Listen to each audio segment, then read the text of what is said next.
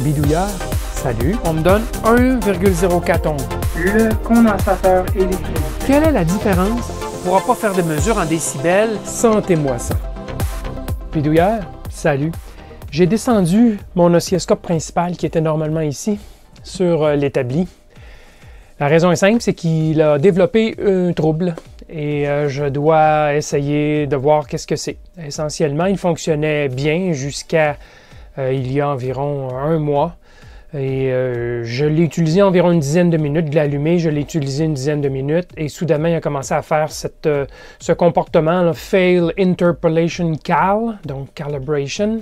Donc un peu bizarre comme erreur, il affiche à l'occasion des formes d'ondes qui n'ont rien à voir, même si on éteint les 4 voies, il affiche quand même quelques petites formes hein, que j'ai pas, je ne vous montre pas aujourd'hui, mais essentiellement, dès qu'on touche le bouton de résolution horizontale, il affiche ce message tout le temps. Alors, je suis allé dans le menu d'auto-étalonnage, si vous voulez, ou d'essai, et puis il échoue le convertisseur analogique numérique et le convertisseur numérique analogique. Donc, il y a un trouble qui s'est développé, et là, c'est un trouble solide, il ne revient pas en bon fonctionnement. Donc, j'espère que ça pourrait peut-être être une alimentation des condensateurs électrolytiques qui ont fui, et puis un problème d'alimentation qui fait que les convertisseurs ne fonctionnent plus, parce que tout le reste de l'appareil fonctionne bien.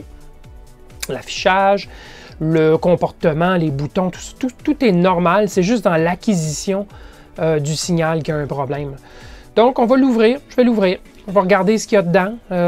C'est une belle occasion de regarder comment c'est construit. C'est une construction des années milieu 90, fin 90. Donc, ça a une vingtaine d'années comme appareil, mais c'est un bon oscilloscope. Je ne voudrais pas être obligé de m'en départir à cause de ce trouble. C'est un oscilloscope de 500 MHz, c'est 2 giga échantillons par seconde, avec beaucoup de caractéristiques qui, à l'époque, à la fin des années 90, étaient souhaitable. Et donc, c'est un oscilloscope qui avait une grande valeur quand même, qui coûtait assez cher. Et ben, c'est du HP, hein, donc on ne passe pas à côté lorsqu'on voit un oscilloscope comme ça.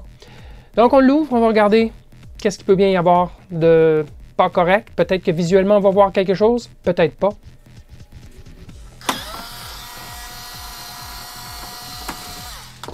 Et des vis, bien, il y en a partout!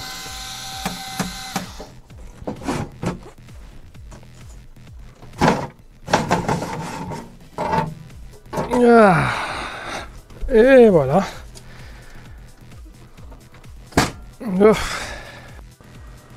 Ok, alors voici ce que l'on constate. L'appareil est divisé en 2 sections. La première section ici, du côté gauche, c'est évidemment tout l'affichage et sa plaque, son PCB de contrôle qui est ici à gauche sur le mur. Alors ça, c'est un endroit où on n'ira pas jouer. De ce côté-ci. Mais ceci dit, au fond, par contre, il y a une carte mère qui parcourt l'appareil au complet. Donc, il y a des composants qui pourraient nous intéresser dans le fond, là, au fond tout à fait, sous le tube à écran cathodique. Mais c'est probablement plus relié à tout ce qui est signal vidéo et ce genre de signaux, tandis que tout le côté de l'acquisition de signal sera en dessous ici, sur la plaquette principale, mais de ce côté-ci. Alors voici le petit défi. Si c'est un problème de bloc d'alimentation, eh bien le bloc d'alimentation est ici, sur le dessus, et je vais vous montrer d'un autre angle pour que vous voyez mieux. Alors j'ai tourné l'appareil sur le côté, vous voyez le bloc d'alimentation qui est ici, et ben, la carte mère est en dessous dans la fente des dissipateurs de chaleur sur les convertisseurs analogiques numériques et ainsi de suite. Là, il y a 4 voies, donc il y a 4 rangées. Mais le bloc d'alimentation est ici sur le côté et lorsqu'on regarde correctement, il y a des ancrages et il y a des glissières ici. Donc, c'est un bloc d'alimentation qui peut se retirer en se glissant, en se sortant complètement. Alors, si on doit faire des réparations dans le bloc d'alimentation, ça sera facile, on n'aura qu'à le glisser après avoir enlevé le lecteur de floppy en avant. Mais donc, ça peut probablement être juste un problème dans le bloc d'alimentation. Donc, il va falloir que j'analyse un petit peu plus physiquement qu'est-ce qui se passe et voir s'il y a lieu de sortir le bloc d'alimentation. Ok, alors, j'ai retiré le bloc d'alimentation. C'était simplement trois connecteurs. Et bien, je l'ai ici. Et on pourra regarder à l'intérieur, mais il y a beaucoup de poussière. Alors, je vais défaire les vis du dessus. Et on va faire une analyse et j'en profiterai pour passer de l'air comprimé là-dedans. Parce que il y a un ventilateur. Hein, et lorsqu'il y a un ventilateur, bien, il y a de l'accumulation de poussière. C'est inévitable. Bon, j'ai enlevé la vingtaine de vis et voici l'intérieur. Wow. À première vue, je vois rien là. Je regarde tous les condensateurs électrolytiques un peu partout, puis j'en vois aucun là qui est bombé. Ça, c'est la première chose qu'on doit vérifier. Sur la petite plaquette ici en avant, non plus. Je n'en vois pas de bombé. Donc, non, ça semble bien correct à première vue. Je vois rien de particulier. Je vais aller passer de l'air comprimé dedans. On va voir mieux. Alors, le gros avantage que j'ai, c'est que j'ai un manuel de service pour nous diriger vers ce que les problèmes pourraient être. Dans le manuel de service, on nous dit que si on veut tester le bloc d'alimentation, qu'il s'agit de déconnecter tout simplement l'appareil, donc la couette qui va vers l'oscilloscope, et ne charger que la sortie plus 5,2 volts. Alors, c'est ce que j'ai fait ici avec une charge fictive. Je lui ai mis, on nous dit de mettre une résistance de 2 ohms, donc ça serait 2,6 ampères. La loi d'Ohm sur 5,2 volts. Donc, je lui ai mis une charge de 2,6 ampères. C'est donc un bloc d'alimentation qui a besoin d'une charge minimum. C'est pourquoi ils nous font rajouter une charge sur la sortie plus 5,2. Une fois qu'on aura alimenté le bloc d'alimentation, avec la charge en place, on pourra tester les autres tensions. Alors, la meilleure façon, c'est de vérifier le bloc d'alimentation. Si le bloc d'alimentation est tout correct, ben là, il faudra aller voir peut-être les horloges, les oscillateurs sur la plaquette principale qui sert à faire l'acquisition. Mais moi, je commence toujours par le bloc d'alimentation. Alors, on le laisse. Alors, le bloc d'alimentation est en route. Première tension à vérifier, 5,2 volts. 5,16. Ça, c'est bon. Pas de problème. Tension suivante. Broche 9. 3,5. 3,52. Bon, il semble être là. On pourra regarder en CA, voir s'il y a du bruit. Non, il n'y a quasiment rien. Il n'y a pas de problème. Alors, le 3,5 est là. Ça n'est pas un problème. En tout cas, sans charge. Il y a le moins 5,2. Il est là. Avec du bruit? Non, pas vraiment. Il y a le plus 12. C'est bon. Le moins 12, broche 15. Oh, moins 12. C'est bien la broche 15. 20, 19, 18, 17, 16, 15. C'est supposé être moins 12. Ah ah! Avons-nous trouvé le problème? C'est supposé être moins 12 et regardez-le bouger. Oui, je crois que j'ai mis la main sur le bobo. Ah ah! Je vais regarder les autres tensions. Plus 12. Moins 5,2, ça c'est bon. OK, alors plus 12, 20, 19, 18, 17, 16, 15. C'est supposé être moins 5, moins 12. Non, trouvez bobo. Voyez-vous, bloc d'alimentation, suspectez toujours. OK, le moins 12. Alors, il va falloir retracer, voir qu'est-ce qui ne va pas avec le moins 12. Je n'ai pas le schéma de ce bloc d'alimentation-là. C'est un bloc d'alimentation à découpage. Il va falloir faire une inspection très attentive en remontant la broche du moins 12, puis de trouver les composants qui sont dans la ligne. Alors, j'ai sorti la plaquette du bloc d'alimentation, délicatement, du boîtier, du châssis. Et, première étape, décharger les condensateurs à haute tension. Il y en a 2. On s'assure qu'ils sont déchargés. La DEL ne s'allume pas. Et la DEL ne s'allume pas. Donc, c'est le condensateur du côté primaire. C'est donc dire qu'il n'y a plus de risque. Je vais quand même observer la plaquette sans toucher le circuit pour être certain qu'il n'y a pas d'autres réserves d'énergie sérieuses. Donc, ce sont ces 2 condensateurs que j'ai déchargés. Non, je ne vois pas rien de particulier. Alors, on peut agir maintenant, faire une bonne inspection. OK, alors voici la logique derrière mon raisonnement, là. Ça, c'est l'approche 15, le moins 12. La première chose qu'on rencontre, si on remonte la chaîne, ce sera évidemment un condensateur électrolytique. Il est juste ici. C'est ce condensateur-ci. OK? Et on a le plus 12 qui est juste à côté, c'est ce condensateur-ci. Alors, on peut comparer le plus 12 et moins 12 pour voir le comportement avec un multimètre. Et lorsque je fais la mesure du condensateur en mode condensateur, si je mesure sur le plus 12, j'aurai une lecture franche sur le multimètre et elle sera de 640 microfarads et c'est 680 le condensateur. Donc, le plus 12 est bon. Par contre, si je fais le même raisonnement sur le moins 12, on va voir que le multimètre va travailler, mais il n'arrivera absolument pas à produire une lecture. Il s'en va dans les millifarads, mais ça s'arrête là. Il n'arrive pas à nous donner une lecture, même si on reste en place longtemps.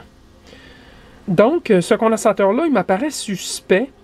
Donc, c'est tellement facile de l'enlever, ce condensateur-ci, pour pouvoir l'essayer vraiment tout seul. C'est ce que je vais faire. Je vais le retirer et je vais le mesurer avec le multimètre, puis on verra le résultat.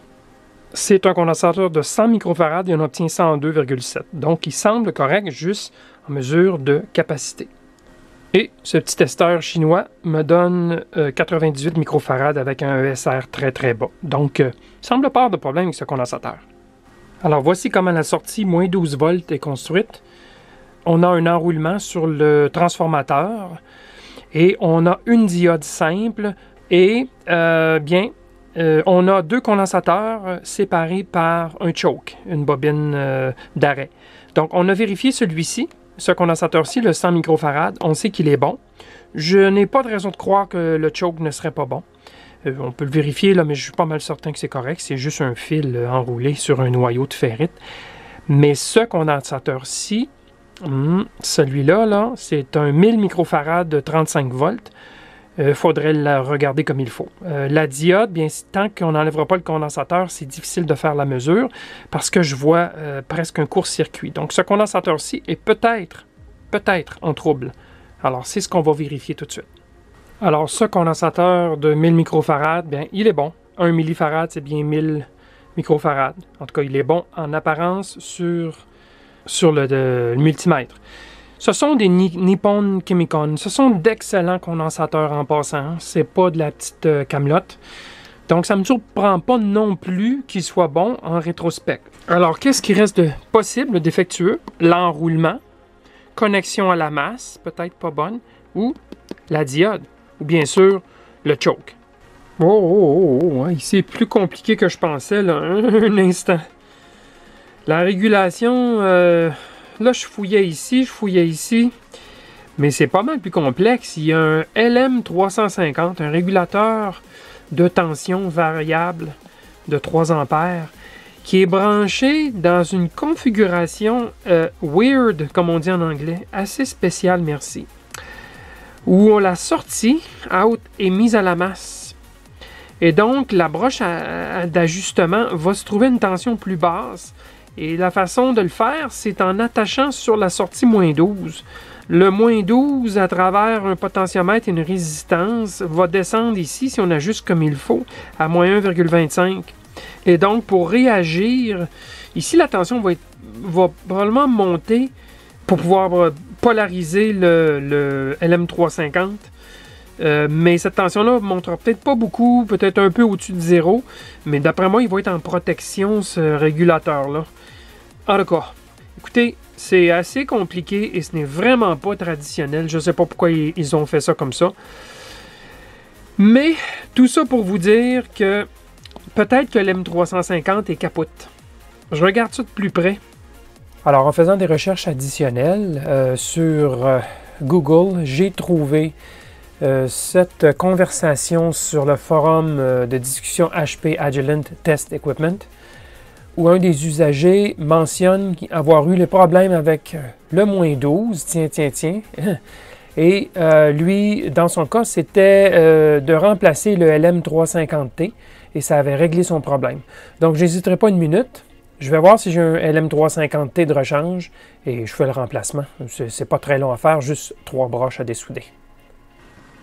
Alors, c'est ce régulateur-ci que je vais remplacer. Il est monté sur un mica avec de la graisse pour conduire la chaleur. Donc, par chance, j'ai un LM350T de rechange. Fait que ça coûte pas cher. On essaie. Souvent, il est préférable de rajouter de la soudure avant de dessouder. Ça permet à la pompe d'aspiration de fonctionner beaucoup mieux de cette façon-là. Et ça permet aussi au fer de faire un meilleur contact pour transférer la chaleur.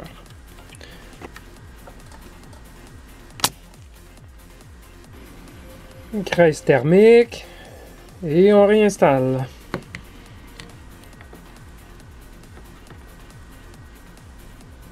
Voilà. J'ai reposé les condensateurs, j'ai remplacé le régulateur. On fait un essai pour voir si le moins 12 fonctionne. Moment de vérité. On y va. Non. Retour à la case départ. Oh, qu'est-ce qui se passe? Wow! Je fais juste bouger un peu la plaquette. Il y a une plaquette de régulation ici, puis ça se promène. Oh my god! Ok, il y a un mauvais contact à quelque part. Ok, alors, j'ai dessiné le circuit pour essayer de comprendre ce qui ne va pas et j'ai fait des lectures de tension et je me suis assuré que j'avais les bonnes résistances, les bonnes valeurs de résistance. Alors, c'est un circuit qui est un peu spécial parce qu'on utilise un LM350T en inverseur. Donc, on prend sa sortie et on la met à la masse. Donc, assez spécial quand même. On sait qu'entre la broche de sortie et la broche d'ajustement, puisque c'est un régulateur de tension variable, il doit se développer 1,25 volts. Alors, forcément, c'est 1,25 volts plus bas ici. Alors, comme on est à la masse, eh bien, ça sera moins 1,25 volts. Alors, comment développer le moins 1,25 volts?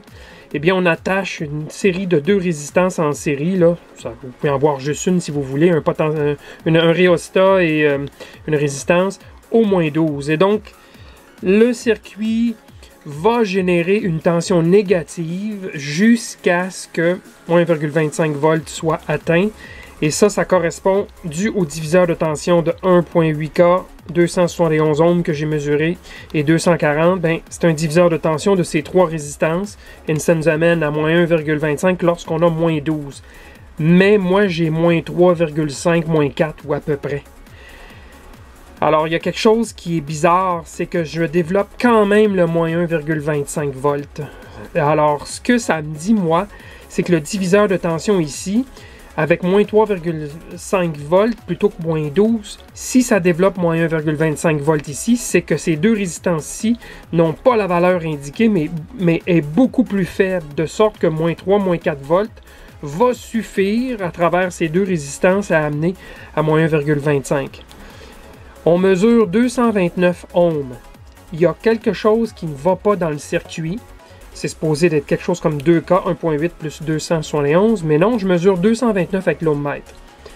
Donc, je fais une analyse fine de toute la plaquette, si je ne verrais pas des contaminants, des mauvaises soudures, quelque chose, un pont à quelque part qui ne fait pas de sens, parce que ça ne fait pas de sens. Les valeurs physiques des 2 résistances, c'est ça, marqué 1.8, et le potentiomètre, je le mesure à 271, mais au total, si je mesure de là à là, je mesure 229. Je fais une analyse de la surface. Regardez cette résistance. Regardez la soudure, elle est complètement noircie. Il n'y a aucune autre soudure qui est comme ça dans l'appareil. Tout est bien lustré, mais celle-ci, elle a quelque chose de particulier et ça donne que c'est à un endroit qui est critique. Alors, je vais gratter pour voir s'il y a quelque chose d'anormal. Eh bien, j'ai gratté le foncé avec un peu de solvant et regardez le noir. Est-ce que ça serait du carbone par hasard? Je vais faire un bon nettoyage et je vais gratter avec un pic. finir le travail et je fais une mesure après ça. Voilà, alors là, j'ai bien séparé, j'ai gratté entre les deux résistances et j'ai retapé cette soudure. C'est encore un petit peu noir, mais je l'ai bien nettoyé, j'ai mis du flux et j'ai vraiment gratté la plaquette entre les deux résistances. Alors là, il n'y a plus de noir, plus rien, on voit la plaquette nue. Donc, essayons voir si le 12 volts va apparaître. Croisons-nous les doigts. Yeah, baby! Contamination. Qui l'aurait cru? Encore une fois, un problème de PCB qui calcine à la longue puis qui crée de la résistance. Ben, ce carbone-là a modifié la résistance au point où ça changeait complètement l'équilibre du circuit et le moins 1,25 volts pouvait se fabriquer beaucoup plus facilement. Donc, le régulateur n'avait pas à réguler pour une tension aussi élevée. Aussi simple que ça. Alors, pourquoi ça s'est produit? Je n'ai aucune espèce d'idée. Il devait y avoir du contaminant à cet endroit-là, et avec les années, il s'est passé quelque chose. Je ne sais pas. Ding! Il reste maintenant à essayer l'oscilloscope. Je ne l'ai pas essayé, vous avez ma parole. Vous allez voir en même temps que moi. Et maintenant, tout semble correct. Je vais faire une acquisition automatique. Bien, ben, problème réglé. C'était bel et bien le moins 12. Bravo, problème est réglé. Bon, ben pendant que l'oscilloscope fait son auto-étalonnage, c'est toute une routine qui prend entre 15 et 30 minutes. Vous allez entendre des bruits de relais peut-être là. Bien, j'ai réussi à réparer mon vénérable oscilloscope 54542C que vous avez vu dans les vidéos passées et vous allez continuer de le voir. Et bien, le problème qui s'est produit, bien, problème de PCB qui se contamine puis qui finit par conduire à cause de formation de carbone, là, de calcination, je ne sais plus trop exactement quoi, là. Ben, c'est la deuxième fois que je vois ça. Donc, ça a été une réparation longue, ça m'a pris au moins 10 heures, probablement plus. Je vous ai condensé ça dans, quoi, 20 et quelques minutes, là. Mais en réalité, c'était bien plus long que ça. Donc, sur 2 jours, j'ai réparti ça, même 3 en fait.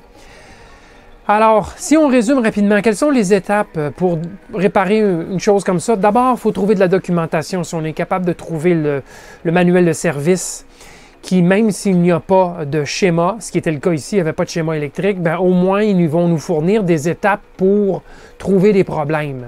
Regardez ceci, regardez cela. Ils vont nous fournir souvent des tables avec les tensions du bloc d'alimentation. Donc ça, pour moi, c'était facile. Je connaissais les tensions et donc j'ai trouvé qu'il y avait une tension qui manquait. Ça, c'est la première des choses. L'autre chose, c'est que vous avez accès aussi à des forums.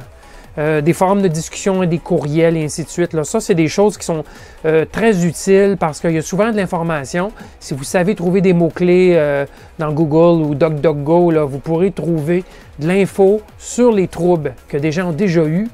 Et c'était le cas ici, quelqu'un avait déjà eu un trouble avec le moins 12. Bon, ça s'est avéré que c'est un problème différent, mais on voit que le moins 12 avait eu le même problème sur le même oscilloscope.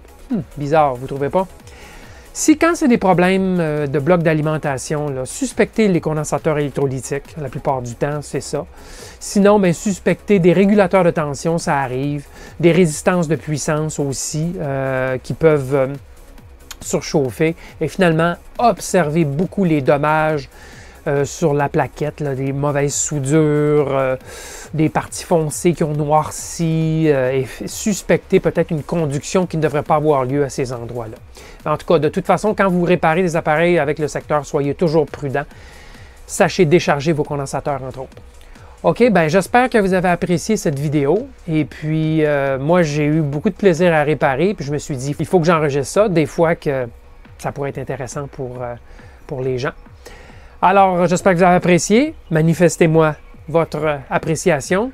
Et il y en aura d'autres au fur et à mesure que les choses flanchent à la maison, ici. Sur ce, bien, à la prochaine!